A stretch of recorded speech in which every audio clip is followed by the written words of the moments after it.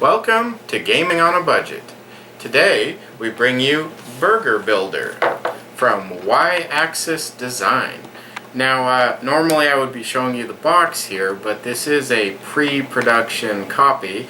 I believe it'll be coming to a crowdfunding site near you sometime in the near future. I could be wrong on that, but I believe that's the plan. Burger Builder is a card game for 2 to 4 players that has you taking on the role of a restaurant owner, or restaurateur if you prefer, who is trying to assemble burgers to complete recipes and make the most money. Now, there isn't a great deal of randomness to this game, which I found really interesting for, a deck of cards based game. It really is about the planning and execution of, individual strategies, whatever direction you want to take, going for combos, going for high value burgers, sort of thing that has a lot more thinking to it than I was expecting. It really gets you up here as opposed to, through, well, there is some reaction in the game, certainly. The ingredients and the recipes and such available will be changing throughout the game at a fairly steady rate, generally. And, so you will have to react to changing conditions, but a lot of it is, planning out kind of where you're trying to go and definitely thinking, 2-3 rounds in advance, getting your ingredients lined up for what you're going to be trying to do in the future and that sort of thing.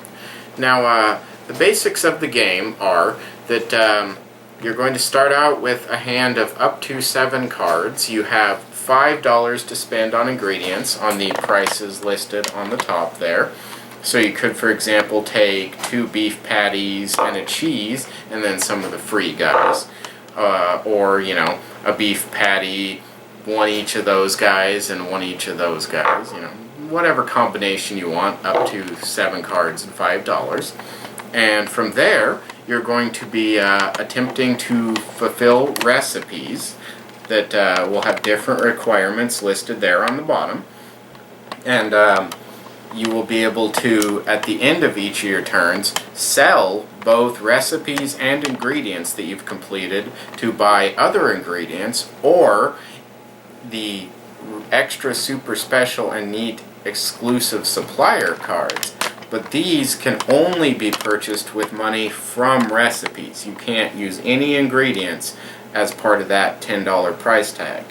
These guys are pretty powerful. They each have a unique, well, not unique necessarily, but a very beneficial ability to them that will let you either get a discount on future supplies or get some freebies at the start of your turn, which is big because normally you can only get ingredients at the end and you have to fulfill recipes at the beginning. So being able to get a resource or an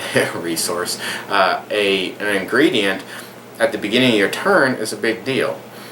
So the thing to them is that they're not actually worth any points at the end of the game. And since money represents your points, if you will, in addition to what you spend to do things, it's a real balancing act between making sure that you have the money to spend to get the things you need, as well as setting aside as much as you can in the form of completed recipes to, have the points to win the game. So, that's pretty much the long and short of the game. There are combos and such involved, collecting mushroom burgers, with the mushroom symbol there, or fish burgers, or, what have you.